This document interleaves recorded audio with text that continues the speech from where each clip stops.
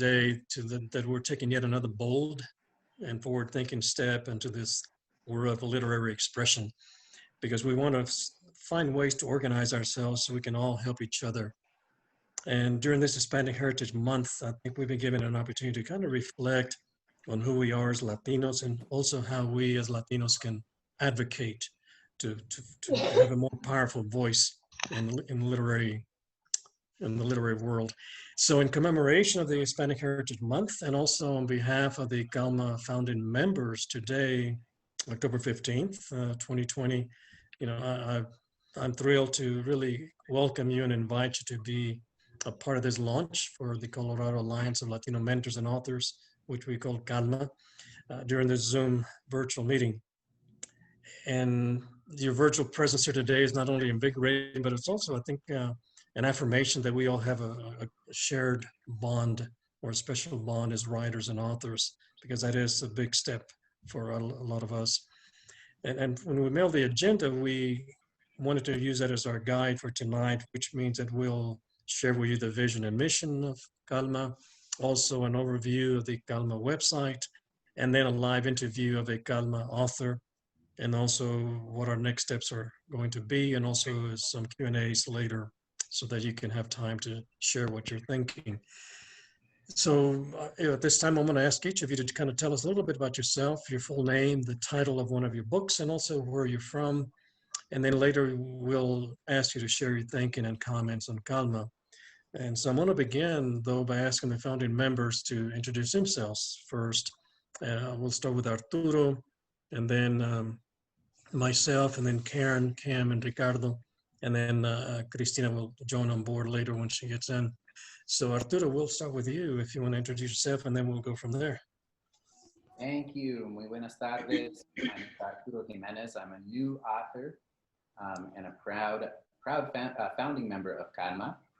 I've just written a Dreamer's Nightmare, my first book, and I'll be talking about that a little bit later. Thank you. Okay. Karen. Hola, I'm Karen Gonzalez. I'm an author of a short story, Finding the Lady Llorona. It was published in the Amagra Review, issue 5, Race, Class, and Gender, and I'm a native of Denver, Colorado. Okay. And I'm Frank Davila, and I'm also a founding member and an author of a book called An Outburst of Dreams, which is a memoir.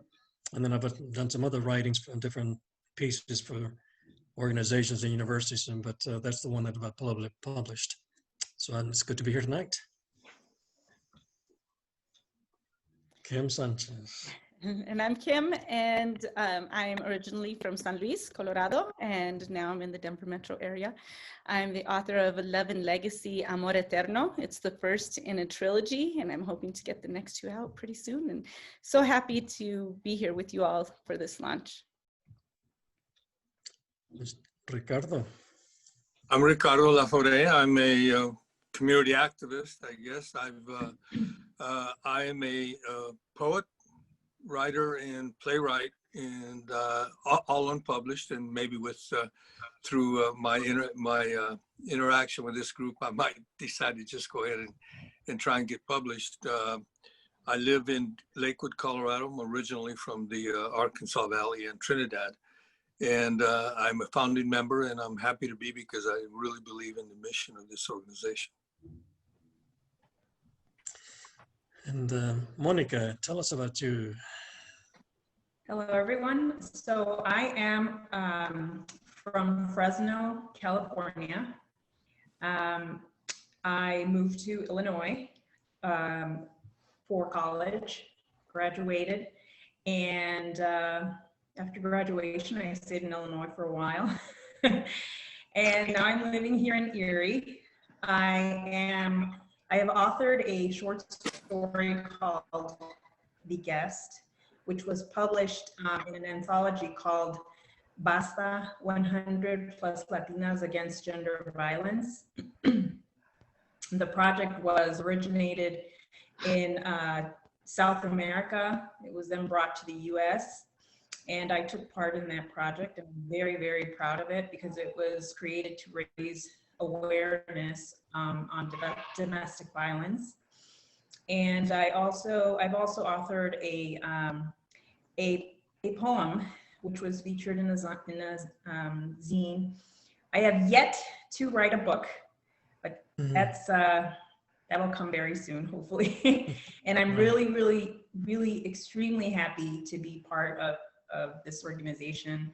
And I have Christina Montoya to thank for that, because we actually met on Instagram while I was still in Chicago. And now that I'm here, we've had lunch like twice, and she's just amazing. And I thank her for introducing me to this program. So thank you. Well, thank you, Monica. Thank you, Virginia. I'm Virginia Sanchez. I've lived in Denver for probably 45 years. I don't know. Let's see. I received my master's degree from the University of Colorado at Denver, and then worked for a little while, and then I kept my writing up, so I was doing okay with that. My first book is called Forgotten Cuchareños of the Lower Valley. So it is about the Cucharos area of Huérfano County, and it is during the territorial period, and it also goes into part of the statehood period, but it mostly discusses the acequia systems that were there, and the Indo-Hispano settlements that are there. Let's see, my second writing, well, let me just tell you, today I gave a presentation with the Nación Genízaro at the session, the Nación Genízaro session this morning, but it was basically about this book. So several authors were at the Western History Association, and we talked about our chapters. My chapter deals with, again, Southern Colorado, and it is the territorial period, 1861 to 1874. And I talk about the indigenous enslaved persons in Hispano and Anglo households during that period. So I introduced some trade licenses as well as trade routes that were found in Colorado, and also some important Indita songs and a Comanchero song. So that was pretty interesting. My latest book was published this year, and it is called Pleas and Petitions by the University of Colorado Press. Nación Genízara is by the University of New Mexico Press. And this book, again, deals with the territorial period for Colorado, and it discusses that part of New Mexico that became part of Colorado in 1861 when Congress created the territory. So it talks about Hispano culture, and then I go into the legislative conflicts that were at that time. I discovered a lot of the bills that were being passed by the new territorial legislature that were in conflict with Hispano values and traditions. And also it is a short biography of the Hispano territorial legislators that I could find. Can you share the name of the second book again, Virginia? Sure. It was kind of cut off a little bit. Okay. Pleas and Petitions, Hispano Culture and Legislative Conflict in Territorial Colorado. Thank you. And I have mine all bookmarked and stuff, so. Well, thank you very much, Virginia. That's well, you've been very active. Yeah. Renee, you want to share something, just a brief background on your work? And I'm sorry, Renee, before you get started, we can't see your pretty face. Would you mind moving your screen so we could see your face? There we go. You are. That's much better. Okay. Sorry, I'm just on this computer so much I can't tell. And I keep turning it off because I'm coughing. I think we're talking so much today, and I don't want you to watch me cough. I'm Renee Fajardo. My daughter, Kali Fajardo-Einstein, she's also joined this group, but she couldn't be here tonight because she's doing tia duty and watching her little niece. But I want to thank my prima Karen Gonzalez. We found out we were cousins through those little tests. All of us are probably cousins because we're all from Southern Colorado, Wirtz or somewhere. But she invited me, and I'm so excited. I do a lot of things. I work at Metro State University, but for the last 20 years, we've been collecting food tales, mostly because I was worried about the stories of bizcochitos and all that disappearing. And I think, Arturo, you were around, but we have this book. I can't tell what you can see. I don't even know where I am. We can see it. They're called tummy tales. You need to click on the video button. The video, is that better? Yeah. So anyway, we're gonna do books 6 and 7 and 8 this year. We collect family food tales and recipes from people from here, only here in Colorado, although northern New Mexico can count too. But our ones that we've done is enchilada, which is pretty, was in Latino chicken soup, the story. But these are stories like everybody, we've got people from Pueblo, from Southern Colorado, everywhere. We've solicited stories, and they have food recipes, and it's a multicultural, you know, representing what we were as Manitos. And then I have another series called the Corn Mother series. It's also a labor of love for about 15 years. This is Rita Wallace. I'm sure a lot of you know Rita Wallace. There's also Rita Martinez is in here from Pueblo, and all kinds of people, women that tell the story of their women. So my books are all self-published with a lot of work and donations that come in from our editors like Ed Winograd and Todd Pearson, the photographer, and Arlette Lucero. Everyone I'm sure knows Arlette Lucero. She illustrates all these beautiful books. You can tell that's definitely Arlette right there. But anyway, so they're self-published, but they are going into History Colorado to be part of a collection, so that these are stories of people that aren't real famous, but everybody's cousins and their aunts telling their stories of their women and their food. But that's what I write. And I used to write a lot for Lobos and sometimes for news from Indian country. But my primary focus has always been on collecting and preserving family food tales. But I don't have a publisher like all the rest of you guys do, or my daughter, but I just keep doing it because someday somebody will go, wow, that was a cool thing, I hope. So anyway, well, thank you. Thank you, Renee. Thank you so much. Manuel Ramos, I know you have a whole bunch of them. If you can share just a few of those. Yeah, well, thank you. And first I wanted to give props, congratulations to the folks who organized this and got all this together. You know, this is something that we've needed for a while. And so I really appreciate the effort of the founding members and the ambition. And I'm sure this is going to be a lot of fun, and it's also going to be very helpful. My name is Manuel, and I'm retired. I was an attorney for years. I worked for Colorado Legal Services. But my first book that I published came out in 1993, and I write fiction. You know, I write basically mysteries, detective stories, Chicano crime fiction, Chicano noir. The first book was the Ballad of Rocky Ruiz, and that was about a Chicano attorney in Denver, dealing with his shady character clients and talking about the movement and all of that kind of stuff. And eventually that turned into a series of 5 books about Luis Montes, the attorney. After that, I did a couple of standalone novels, and my latest character is a guy named Gus Corral, who's an old Northsider Chicano. Grew up, well, he's not that old actually. He's younger than me.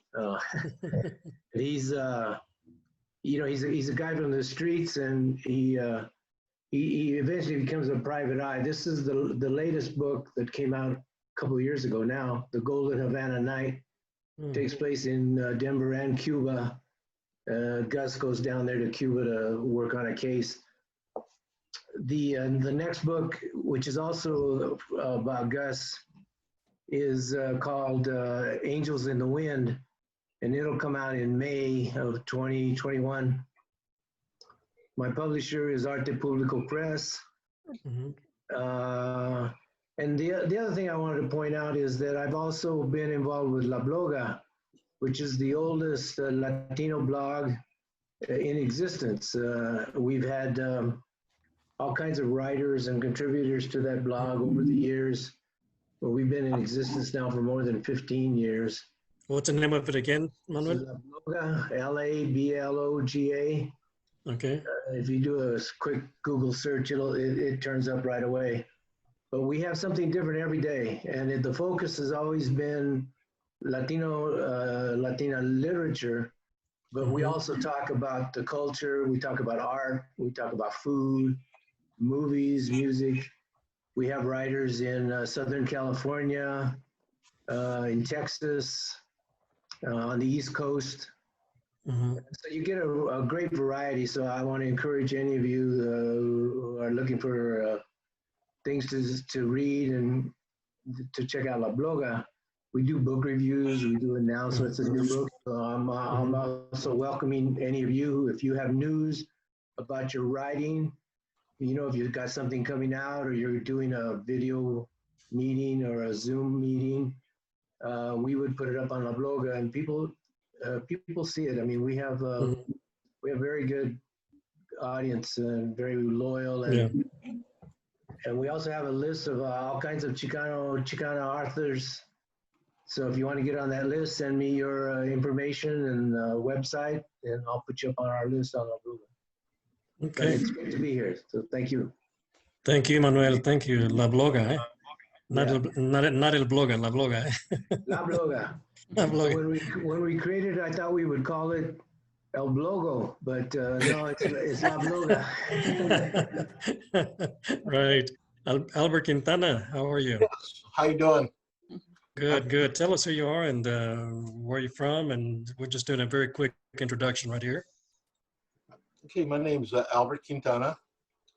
I was raised in Commerce City, Colorado. Okay. Also known as the cradle of civilization, meaning that that's where life began, at least for me. And I taught at Adams City High School, 30 years in the district. Actually, not just the high school, it was also the middle school.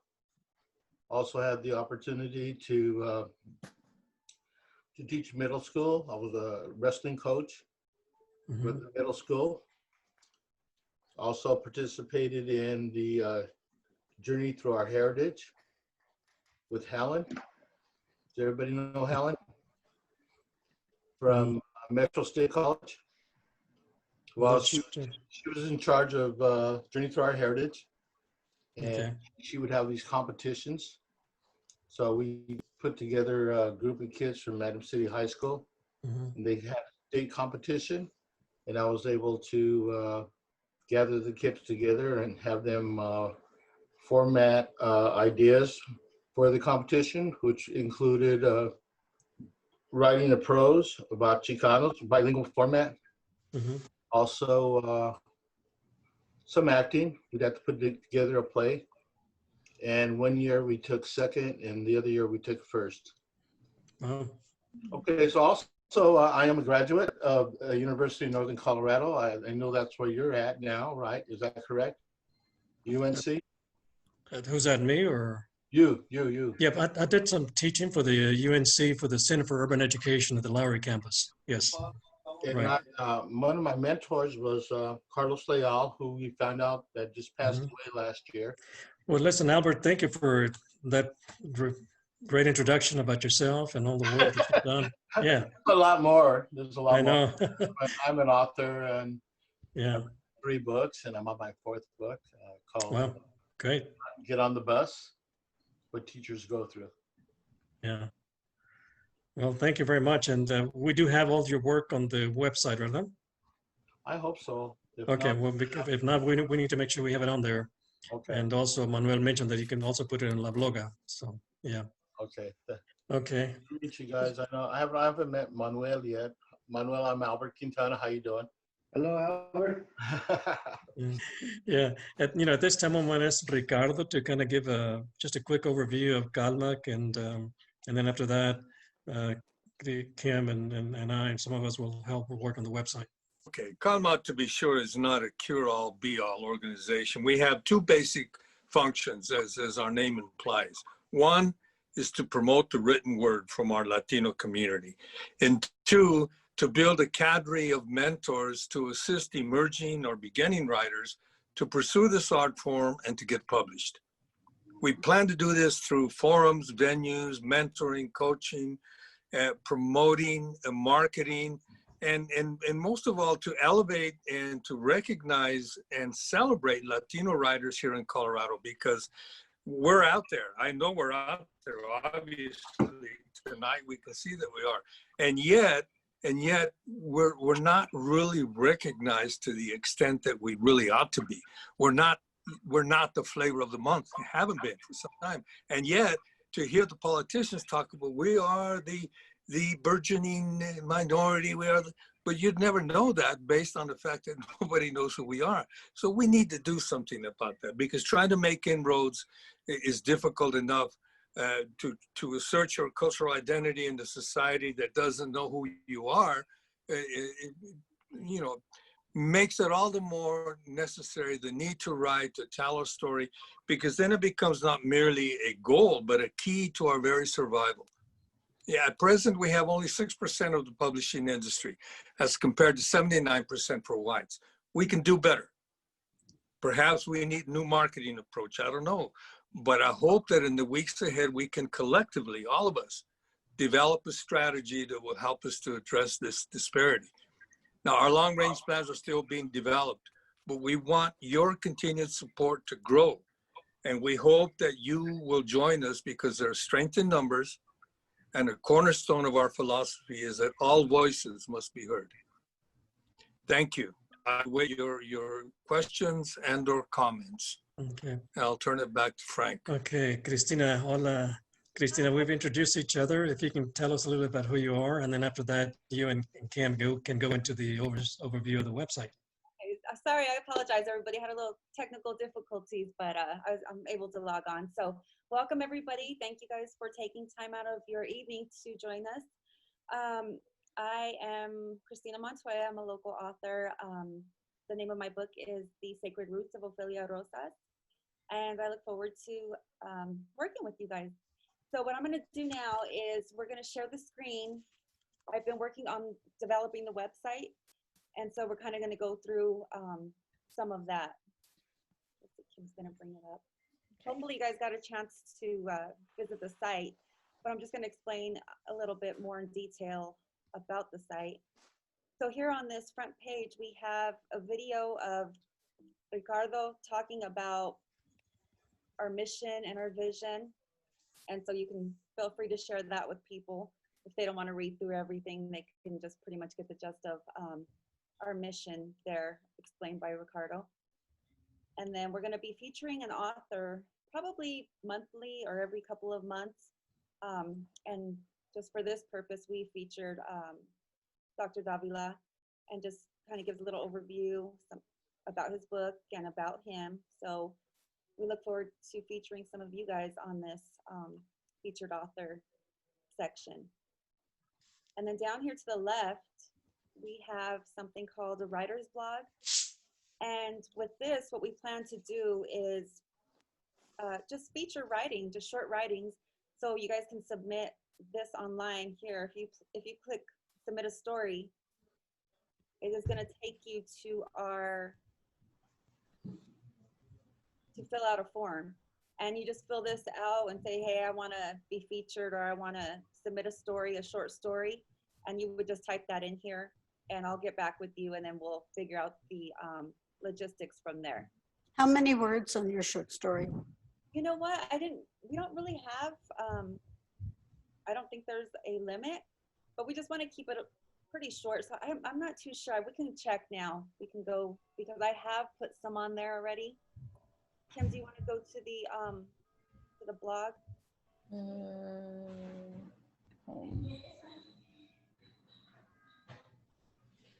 Yeah, so if you just click here on the picture that says writer's blog, it'll come up. So you can go down here and you can see that we publish a couple of stories. I think it has the word count on the bottom, so I'll have to look at that. And this was a recipe that somebody might not have the word count here, but I can check. I can check for you. And if you have any questions, just contact fill out that form or contact me and we can work it out. But I think it kind of does it by the read. So this is like a 2-minute read. I think that's pretty average, 2 to 3 minute read. If you go down a little bit, Kim, you could probably show her how many minutes they are. I think I saw it at the top. Let's see. If you go to the top, it says when it was published and how long it is. Yeah, so I think the other ones too are about 2 to 3 minute reads. So I can get the word count for you though, Virginia, and I'll get back with you. We can send Thank out you. a math Okay. email on that. Okay, and then you want to go back up, Kim? And then if you hit the About button, that's just going to give an overview of our mission and our vision, some of the strategies and ideas that we've come up with, and then just the founding members, we just put them there. And then the next tab over should be resources. So this is something that we are working on. The thing is, I want to make this really user-friendly, so I'm just trying to figure out the best way to go about it. But what we want to do here is we want to put information for, you know, people who have questions about how do I self-publish, you know, what are some Latino bookstores, how do I get a book, or how do I coordinate a book signing, things like that. So we're working on the different categories and how we're going to do that here. And then we're also going to have like our partners, we'll have links there for our partners. So this is something that is in the development stages, and we hope to have that up soon. And I also, Christina, if anybody listening here on the tonight, if you have any ideas Yes. on the topic that you just mentioned, submit those to Christina, and that'll be very helpful. Yes, definitely. I think we're going to end up sharing some of the ideas that we do have, and then give you guys an opportunity to add to those, or you know, just a little bit more input about that. So we do have a little draft, so we'll be sending that out to you guys here soon. And then this is the author page, and I know some of you guys are listed here, but yeah, you just click on any of the names, and it's going to give you know, a short bio, and any other information that you wanted to add will be there on the bottom.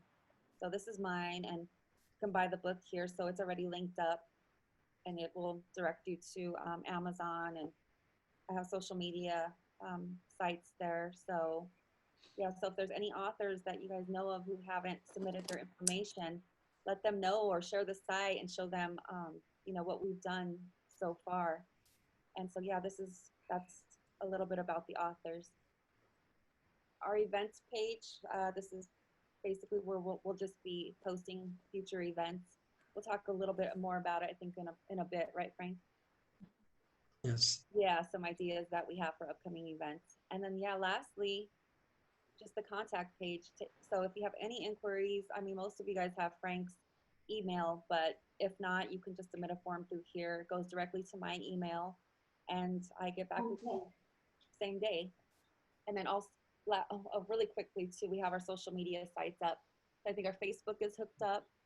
So that is hooked up for our CALMA Facebook page. And then our YouTube, that is going to go to La Gente Legacy. And we have videos posted.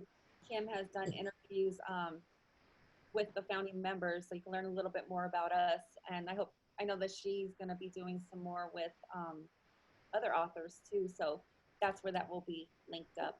What is La Gente Legacy again? It's just a YouTube link? Yes, yes. Okay. So that's Kim's channel, and she's the one that does the videos. Okay.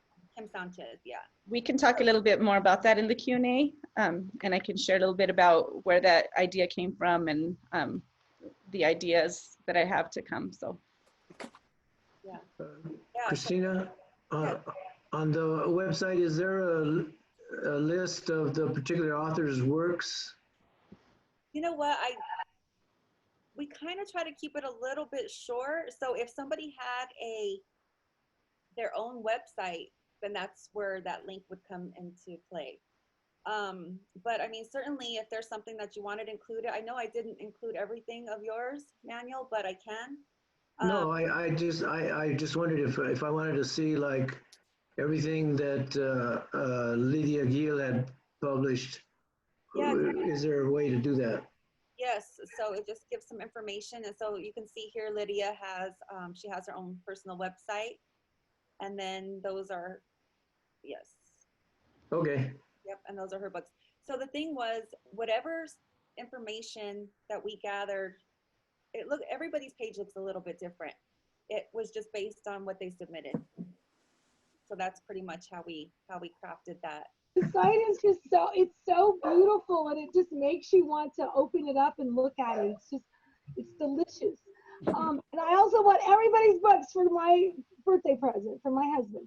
But I'm just wondering on here as I'm looking here, and then Chalk, I told Chalk I was coming here tonight, the Chicano Humanities Arts Council. I think I'm the new chair by default. I'm not quite sure. But they're trying to do an online, like a Mercado, and they wanted to hook into books. Possibly if CALMA was going to have a bookstore tab. So that's one of the things that the board asked me to ask, if there's like going to be like a bookstore. So maybe that's the same thing that Dr. Ramos was saying, like, is there like not like necessarily, I know it would be huge, but like where you could look like maybe at different titles of books and things, even if you didn't know who the author was, and just go like, oh, there's a really good book on the San Luis Valley. I want to check that one out. Is that like, would that be tab here eventually, or? I mean, anything could be done. The possibilities are really endless. I think the question is that everybody's information is so unique that not everybody has links to get their books and things like that. I guess we could list the titles, but it wouldn't necessarily be, I mean, it would just be titles. Some would be linked up to buying the books directly, and some wouldn't, frankly. And some people have, okay, I see. Yeah, some people have 15, 20 books, you know, that they've written. So, I mean, certainly we can list the books, but like I said, the links are what is going to be a little bit more challenging for us, just because we have to have some place to link them to. Okay, yeah, thank you. I understand that. That does sound pretty daunting. Yeah, but thank you for your question. But I mean, it's certainly something that we can explore a little bit later on and try to figure out. I mean, if that's something that people want to see, and if that's going to be easier, or just a resource that people want, then we're definitely can explore that. Renee mentioned CHAC. That's the Chicano Arts Council. Yeah. Right. Okay. All right. Along with CHAC, another one might be the Colorado Society for Hispanic Genealogy. Although they do genealogy, they do write a lot of family stories, family histories. So that might be another contact for us at least. And I don't know whether we want to, I'll just throw this out, I don't know whether this is the right time or not, but the Hispanic Chamber of Commerce needs to know what we're doing. Yes, definitely. We have a whole list of links that we would want to place on the site. I think the discussion has to be, you know, do these people support, you know, our mission, our vision? You know, it has to be a little bit more intentional. You don't want to just list links for the sake of listing links, because that could go on forever. So we want to be sure that organizations and those people that we have some sort of partnership with them, or what they do goes along with our mission and vision. So those are the things that's kind of what we're waiting for. So it's going to be a lot of work to list the resources and the links, but so it's coming, but we will put out more information. We will ask for input, and we welcome all ideas. Thank you for your question. Yes. Christina, Albert, Quintana here talking. Hi. I would like to include my website on this list of authors. And I just don't know how to go about that. Yeah, so you can, like I said, you can go to the contact up here. Just fill out the form, and as long as your email is there, I can get back with you directly. So I'm the one that has it, goes straight to my email, and I'm really good about getting back with people. Thank you. And I'll have it up in a day or so. Yeah, it should be pretty easy. Okay. Thank you. And so I think that's about it for the presentation on the website. I hope you guys will check back for regular updates, because we will be updating it regularly. And now I think we are moving on to the next portion. Thank you, Christina. That was awesome. And now we'll be moving toward the interview with Señor Arturo Jimenez. Are you ready? Licenciado. Well, first of all, I'm really excited to introduce Arturo Jimenez. He is a local author of the book Dreamer's Nightmare, the U.S. War on Immigrant Latinx Children. It's an award-winning book. Do you have it with you so we could see the beautiful cover? Here we go. This is the book that Arturo wrote, and we'll talk a little bit more about the book in a minute. But first of all, I just wanted to have you share a little bit more about who you are and how you became a lawyer and an author. So go ahead and share a little bit about who you are, Arturo. Oh, thank you so much. It's so wonderful to be here with all of you. This is such a beautiful event, such a beautiful website that you put together, and I have to really thank all of you for also being my mentors as a new author. Frank is directly responsible for initiating the events that inspired me to write my book. So thank you to Frank for that. I pulled inspiration from Cristina Montoya as well. I received guidance from all of you, including from Karen, or I wouldn't have received this book award if I hadn't known to apply for it. So it is really wonderful to have the help of all the mentors within CALMA, and I hope to become a mentor for someone else in the future. Now that I become an author, I'm from North Denver. I've been an immigration attorney for over 20 years. It's 22 years actually on this month. I went to the University of Colorado at Boulder, and I was on the Denver School Board for 8 years. And I was an activist for many, many years. And I'm a parent of 3 children. My wife and I live real close to my office here. And I do play a little bit of music. And I also now am a writer, and I've started to compose some poetry and some songs based on the book as well. So I hope to present those on Sunday at the Fort Collins Book Fest for From Textos. I put in the chat. It's a poetry and gallery tour at focobookfest.org on that day. So you can find my book through Amazon. I'm self-published. Dreamer's Nightmare, the U.S. War on Immigrant Latinx Children. And I know that's a long title, but everything is really important within the book. So normally when I do these interviews, they're about 30 minutes long. And so this is sort of a condensed version. And so thank you for telling us a little bit more about where you came from and a little bit about your history and your education that led up to this. But I'm wondering, did you always want to become a lawyer or an immigration attorney? No. In fact, I thought I was either going to be a teacher or run a school. Back when I was the head of UMAS Mecha in Boulder, and I was the president of the statewide organization. We even had all the high schools and colleges and community colleges back in the 90s. I was just really focused on activist work, and I kind of had no clear direction where I was going to go. My friend Ken Padilla became a mentor. I looked up to him and his work against police brutality and civil rights. Joe Navarro, who is a poet and activist who now lives in California, had a lot of influence on my life and my work back then. But then there was a judge, Dicky Montemayor, who took me aside personally and said, you have the ability. I think you should go to law school and I'll help you get there. And he actually walked me through how to do it because, my family, we're all blue collar workers. We don't even have folks who own their own businesses within my family. So it was really important to have that mentoring at that time and kind of give me direction. And I really do appreciate the work that Dicky Montemayor did for me. And he's still around. He's down in Albuquerque now, and he's still a judge. And I know he's helping other people, but he's really quiet about it, which is really awesome. That's wonderful. And that's one of the reasons why this group is so important. We all need to mentor each other. We've all had our own journeys to this place. And so I'm so grateful that we're all here. I also want to ask, here you're a musician. You want to tell us a little bit about that?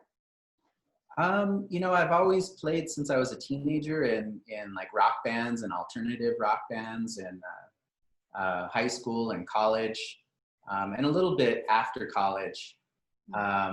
I'd really like to, I've written my first song where I've written all the parts and I'm almost done arranging it. It's based on the book. So I hope to, put that out to the world on Sunday at the FOCO Book Fest, since it's really a festival of poetry. And my book is very nonfiction, very research oriented, historical oriented, very political. So I think this will be a good balance. And so I hope to utilize those, I wouldn't want to say talents necessarily, because I know some very talented musicians. There's this guy, Eli, who, Christina Montoya, her son is this incredible musician. And so there's some people who I just can't touch musically, but at least from the heart, I could put something forward and hopefully inspire and inform some people. Well, don't sell yourself short. I'm sure you're pretty awesome as a musician as well. So that's a great segue though into talking about your book. So tell us what inspired you to write this book. All right, so Dreamer's Nightmare is really about the story of immigrant children in the United States, particularly in this century.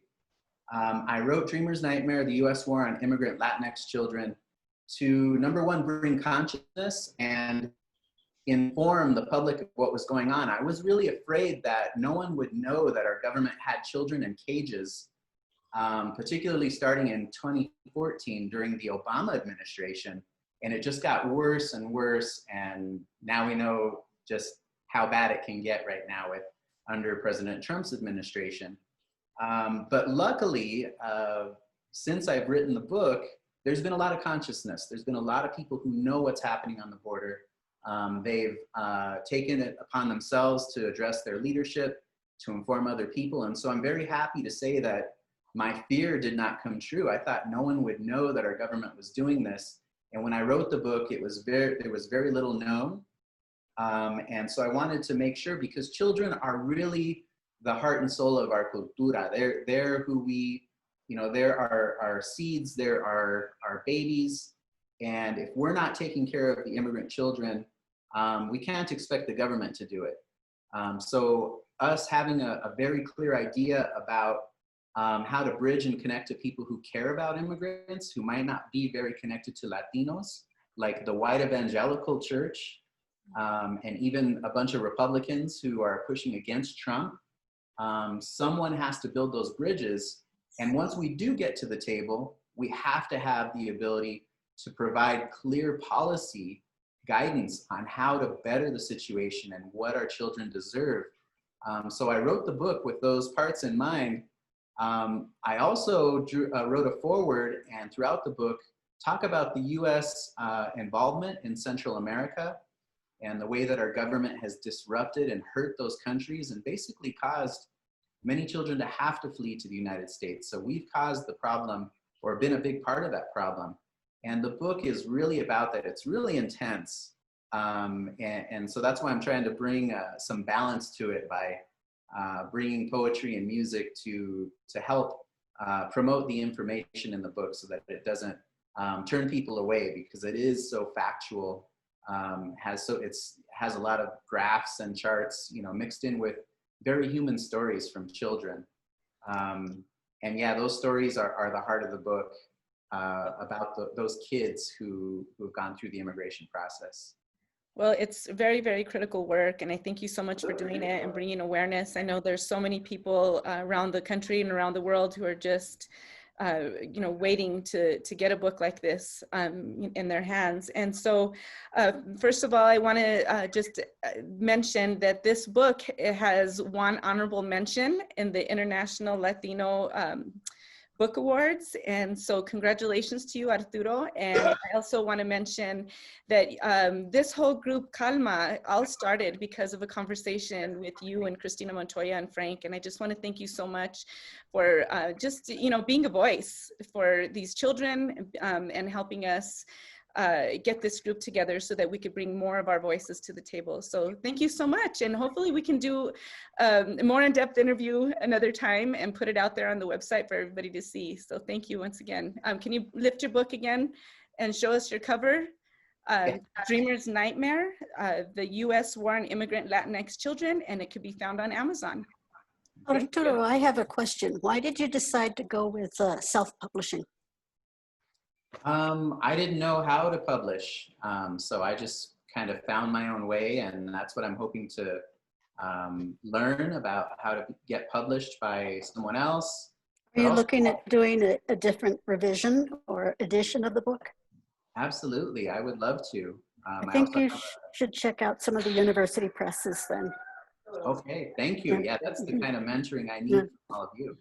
Well, it just takes a proposal to get to them, but yeah. Congratulations. Thank you. Thank you very much. Okay. Yeah, thank you, Kim and Arturo. Right now, we're going to move into the Q&As. I know some of you have been asking questions, but if there's any other questions anyone has for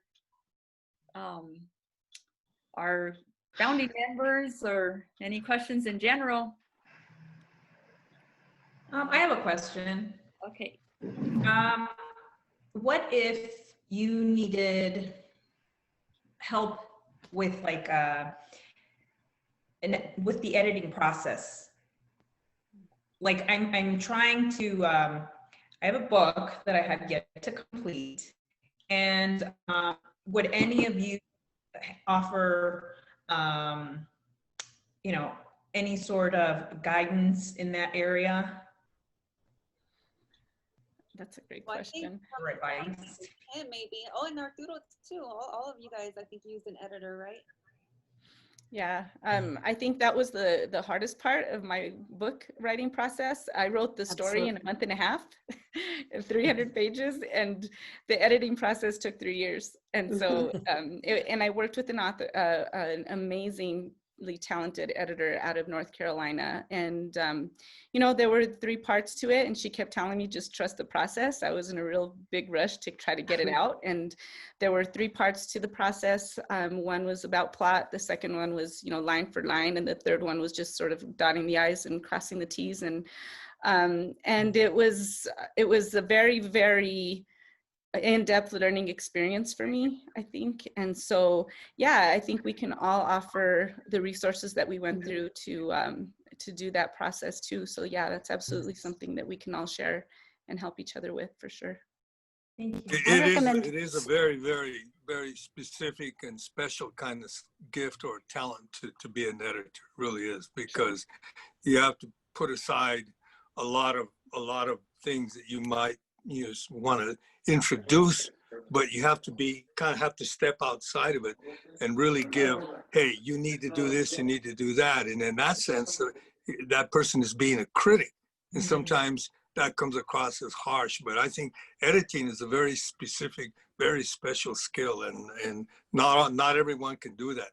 I think what we can probably do, unless some of the other authors have some specific ideas, is to give suggestions, but not necessarily be an editor.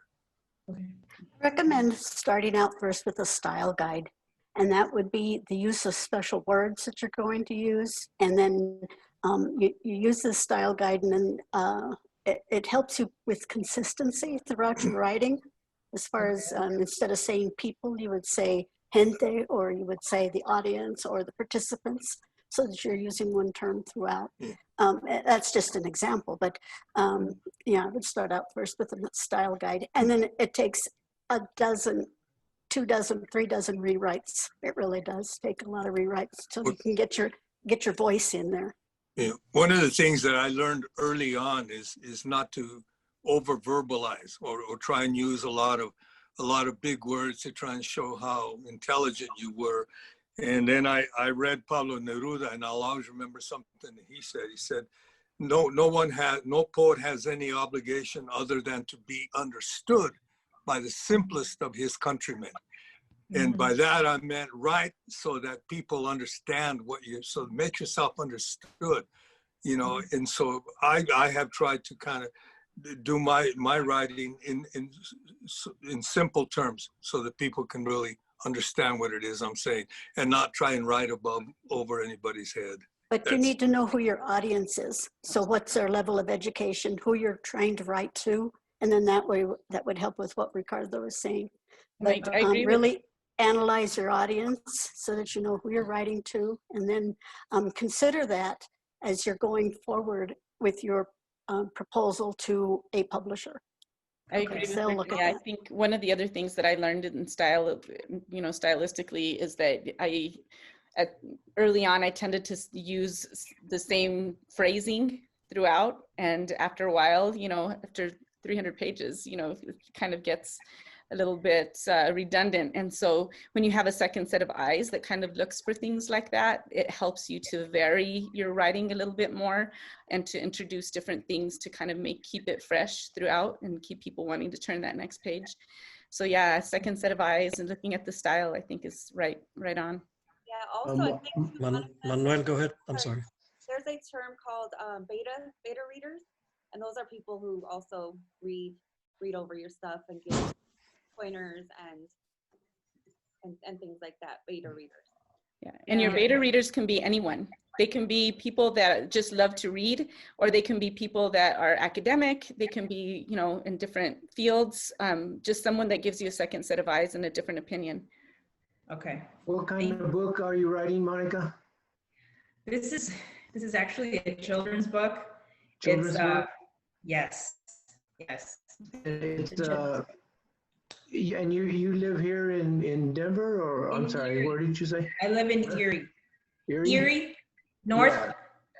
Yeah. Okay. There are writers organizations that have critique groups and groups that read manuscripts for their members. There's like the Rocky Mountain Fiction Writers, and there may be something for children's books too, but this group just starting, we don't have that kind of setup yet.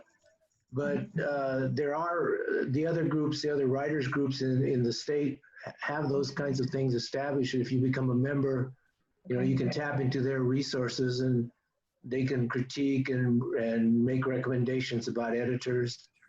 So it kind of depends on, if you want to join those groups, but they do help like in networking and finding other resources. How does Arte Publico work with their editing process or with their main editors? Yeah, and actually I'm going through that right now for my book that's coming out in May. I send it to them, they accept it. Then there's a first read by the editor-in-chief, the director of Arte Publico, and he does basic things, punctuation, obvious. He'll do that. He'll do that level. Obvious questions about chronology, and if he sees something that he doesn't think really fits the book, then he'll mention it. But that that's fairly quick and it's pretty basic. Then it goes to a copy editor, and the copy editor is the person that reads every word, every sentence, every chapter, every paragraph, and makes comments about grammar, spelling, characterization, all of those things, and they will mark it up if they see something that they think needs to be changed. And that's where it goes back and forth between me and the copy editor. And when we finish that process, then they'll put it out. And so I'm sorry. If you can get that kind of help, it's invaluable. And Ricardo's definitely right. It's a special skill. And the people who do it, I have some names of people I know who are editors if people wanted to spend money to hire them, but I'd recommend first if you could join the national groups and you pay your annual dues, and then you can get into those kinds of resources that they have already. Monica, I can tell you I'm writing a children's chapter book as well, and I belong to the National League of American Pen Women, and they do have critique groups, and some of their members are editors, copy editors, and they charge about $35 an hour. Okay. And then I found another one because I was told to get a children's editor, you know, a book editor. And I found one through the Colorado Independent Publishers Association, a woman out of Colorado Springs. But yeah, she charged the same, like they each charged $35 an hour, pretty much. But that's an option. Thank you all for. How long is your children's book, Monica? How long? Yeah, how big? How many words? Like chapters? Oh Is it God. little? You know what? I haven't visited it in a while. And but those answers will come when you do your audience analysis in your mind. Okay. At what grade level and stuff like that. It's only about 10 pages. It's not long. It's just, its focus is, it's pretty much, I needed to, its focus is to pay homage to farm workers, because I come from a farm working family, and it's important that I get this book out. Oh. So I want to offer you, I'll put my email in here. You can email me. So these little tummy towel books that I'm telling you about, so this is a 20-year project, and they actually, I try to be pretty humble about them, but they really are top of the line as far as the editing goes on them, because I can see talent in other people. So this editor, Ed Winograd, is a Spanish-English editor. He's done 6, 7, this will be 8 of them. He goes through like Joe Elizabeth Pinto, her stories in one of the new books. He's very meticulous, very reasonable, but he's used to editing these children's stories in here. And I think that he might be a good place for you to start. Just, you could run by what you have with him. Okay. And he's such a sweet man. And it's just like, I'll tell him that I know you. But he's so good because he's done he's been doing them for 20 years. That's like what he does because he loves it. It's not his job. He just loves it. So he likes doing children's things and things and he writes, like, he does textbooks and stuff.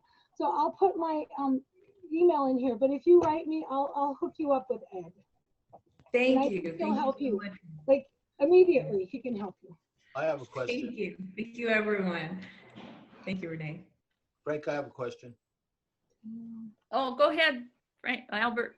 How you doing? Good. I have a question for Manuel Ramos. Okay, you went through Arte Público. What was the cost for that edition of having them edit your book? What was the cost? Can you give me that? No, they pay me, man. Oh, no, that's what I want. That's what I mean, see, traditional publishing is, they buy the book, and then they depending on their budget, they spend money on marketing and publicity, and they work with you in terms of the editing. So that's traditional publishing, though. It's different for self-publishing, and it's different with other kinds of presses too. Yeah, okay, that's self-publishing now. Most of my direction that I've been working on this since 2003 with the 3 books I've written, and it's a long process. And most of the libraries, when you self-publish, they don't want to put your book in their library. They want it to be a well-known publishing company. And so I had to rebrand. I rebranded the Crochet Lady, and I'm going with Paper Chase. Paper Chase is another group, and they're offering that to other big publishing companies where I can get a contract for a bigger deal. So in 2018, I tried to get it going, and I've had over 30 publishing companies get a hold of me and want to work with me in terms of my book.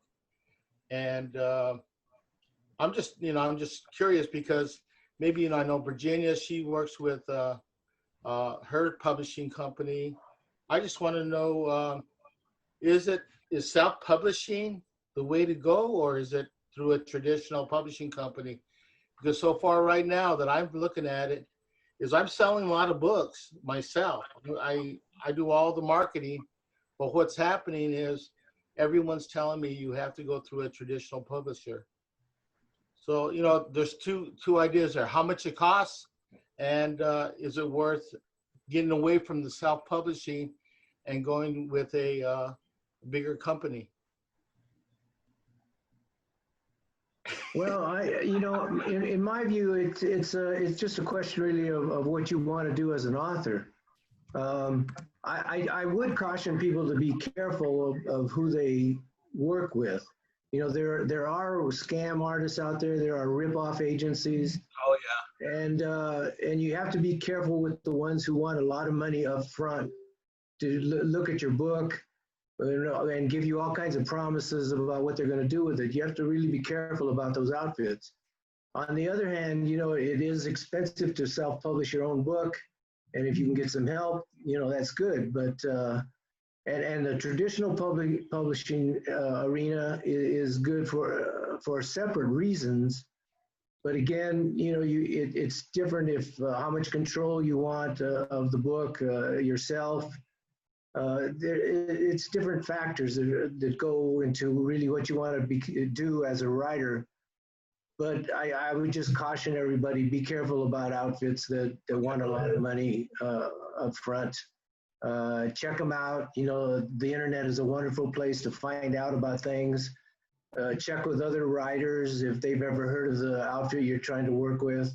Okay. And just make sure that they're clean and honest and above board. Okay. Christina, you're muted. To that, let me speak on that a little bit too. I'm self-published and my book actually made it to the library. I don't know how, but the way to get it done is you have to be, there's something called Ingram Spark, and that's where most of the bookstores, bigger bookstores and things like that, that's where they order from. So it's like a wholesaler called Ingram Spark. And so it's not impossible to get your book into the library. University presses will help you get the book out. And let's see, you had another question in there that was important to me. How do you, I think that I've heard you say that twice, and I think that maybe how do you even approach the university presses? University presses are for scholarly material. So books that can be used either at the high school level or the college level. That's my understanding. And then you don't know what they're going to do with the book until you get the contract. Right. Yeah. And that's the scary part, I think. Mm-hmm. Well, and just like anything, though, you've got to read the contract and negotiate. Mm-hmm. And you've got to know what you want and how far you're willing to go to get it. Okay. So you're right. Some of the contracts can be definitely one-sided in favor of the publisher. But the author has to assume a responsibility for some of that. You got to read the contract and talk to them about it and negotiate. And if they really want your book, they're gonna give you some things, not everything, but some things. But just to go in and the thrill of hearing the publisher say, "Yeah, we'll publish your book," that can cloud your objectivity. Mm-hmm. And you're so excited, you'll just sign anything they give you and wait for your book to come out. But that's a mistake in life in general, and particularly with the writer and dealing with publication. I've been published by major publishers in New York City, by university presses, by small press out of San Antonio, and now by Arte Publico, who's the largest publisher of Latino books in the world. So I've seen all these different contracts and all the different things that the different kind of publishers want to do. And I had to speak for myself. When I first got started in this, my first book came out in '93, I would tell, I had an agent who did a lot of this work for me and got me in contact with a publisher and all that kind of good stuff. And I used to tell writers who were just starting out that you definitely needed an agent if you wanted to crack the publishing world. But, but that was 25, 30 years ago. And things have definitely changed. And so I don't say that anymore. I don't think an agent is absolutely essential, although they certainly can help. And if you get a good one, they can get your book in front of the important people at a publishing house to really look at it. But For my book, I was going to mention, Manuel, that for my book, Pleas and Petitions, I did send Arte Publico a proposal, and it was rejected. But I submitted a proposal to the University of Colorado Press, and I chose Colorado Press over New Mexico Press because the content was definitely Colorado. Yeah. And they accepted it right away. Well, that's another point. Rejection is part of the world, man. Part of the writing life. You got to be thick-skinned, and you got to be ready for rejection. Arte Publico rejected my books too. Before they started to pick me up later with my later books. But that's all part of it, and you take those rejections and you move on. And I know plenty of writers who hang their rejections up on the wall as inspiration. So don't just send one proposal either. Send multiple proposals to multiple publishers. Right, exactly. I've always wanted to ask you this question, Manuel, and I want to ask you in front of everybody. Did you coin the phrase Chicano noir? I can't say I coined it. I was really taken back when Luis Alberto Urrea, are you familiar with him? Vaguely.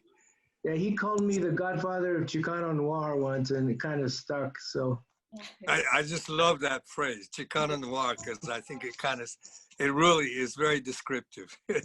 Well, thank you, Ricardo. Actually, when I've spoken on college campuses, I have a whole PowerPoint thing about Chicano noir. It's it's a lot of fun to talk about it. Thank you for your good work. Yeah. Thank you. Thank you, everyone. It looks like we've got a wealth of knowledge with this group right here that we've been talking to. So let's talk a little bit about next steps and where we're going to move from here. Yes, the next steps have to do with, where do we go from here? I think you've heard about La Gente Legacy, the videos that Cam Sanchez has put together. Then Karen has given us a lot of connectional work with potential partners. I know the AARP, Karen, if you want to talk about that and what they've done and what they put together, if you can maybe describe that very briefly. The AARP. Right, so AARP announced CALMA, the launch tonight on the Latino newsletter they put out bi-monthly. It was for Hispanic Heritage Month. And so, yeah, they mentioned it will be on YouTube on La Gente Legacy. So probably tomorrow you can look at the recording. And yeah, just one more thing I like to mention is that Raíces Brewing Company, they're a Latino brewing company right off of like West Colfax, Lower West Colfax Avenue. They invited us to have authors speak on their community nights on Tuesdays, or maybe on a Saturday or Sunday. We're trying to maybe see if there could be a little book fair before the holidays if some authors are interested. So if you are, you could send me an email and we can set it up, and they would highlight, they can only allow like 50 people at a time. So anyway, they would put a flyer, at their entrance. And so if anyone's interested on a Tuesday evening for community night there, they wanted to have some educational, talks, or an author could, like talk and sell their book. So, and then also if you can send us any ideas on editing or other areas, and then we'll share it on the website also. But I'll talk a little bit, Frank, about some things that we did talk about maybe going forward next year. Well, for the end of the year, we were talking about maybe hosting like a virtual holiday book fair, something like that. So we're talking about that. We are going to, we'll put out more information. I think we have a meeting on this Sunday. So we should know a little bit more about how that would look, since mostly everything is online and virtual right now. So yeah, we're going to be talking about that. That's going to be the first thing up.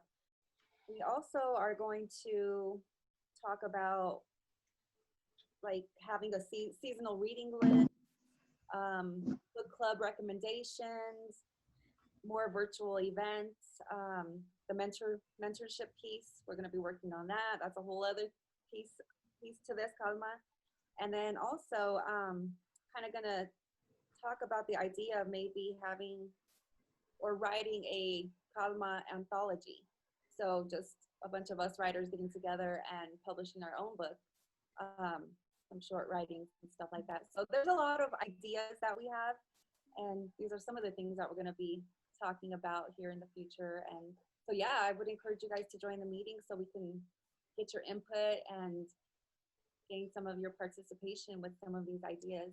Is that pretty much it, Kim? Did I cover everything? Yeah, I think so. And just to kind of clarify what La Gente Legacy is, that's the social media piece that I've been working on all summer long. And it's sort of an idea that I was inspired to do in the spring. I had an idea many years ago to do a biography book of all of the successful people from the San Luis Valley.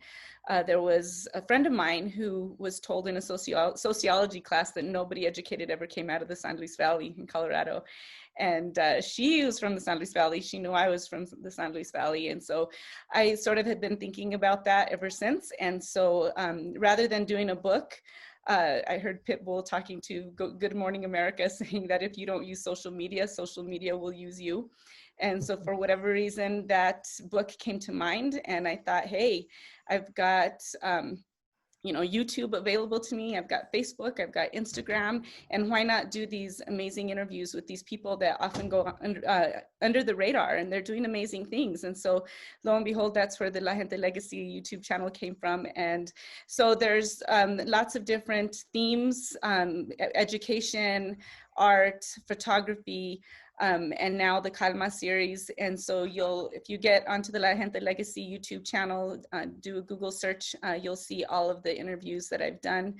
They range in length between 15 to 45 minutes, but they're all jam-packed with some really invaluable information. And I've been just inspired all summer long by all the people that I've gotten to know, and with this group from CALMA and all the founding members. And so yeah, get on there, take a look. This video will be posted on the La Gente Legacy YouTube channel. It'll also be posted on Facebook and Instagram. Both of those are my author sites. And so take a look. If you have any questions, shoot me an email or make a comment either on Facebook or YouTube. So yeah.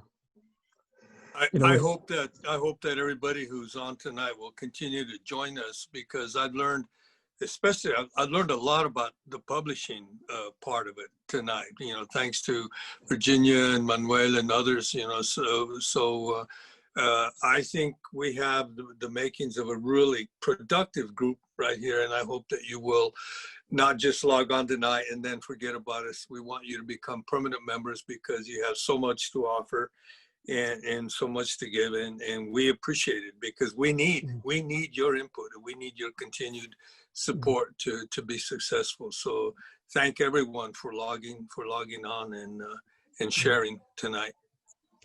Well, listen, we're drawing close to the end of this presentation. I want again to echo what Ricardo and everybody else said. Monica, Virginia, Manuel, Albert, and Renee, thank you for joining us. Thank you. We really do appreciate it, and we thank you very much. And I think I'm going to end this session with just in Espanol, there's always one song that's a celebratory song for wedding anniversaries, for some birthdays and so on. It's called Las Mañanitas. I'm just going to do a very, very brief piece of that, okay? Estas son las mañanitas que cantaba el rey David. Hoy por ser el día de calma, se las cantamos a ti. Despierta, mi bien, despierta. Mira que amaneció. Y a los Los Pajaritos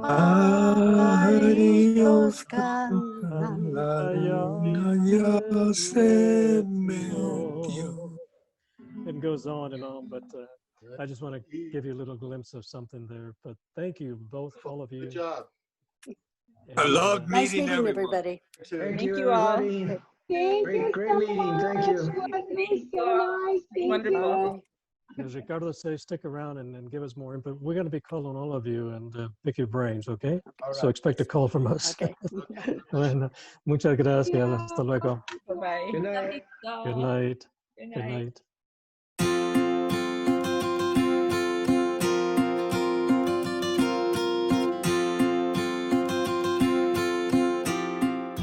Thank you everybody for watching. This has been a La Gente Legacy production and the CALMA series.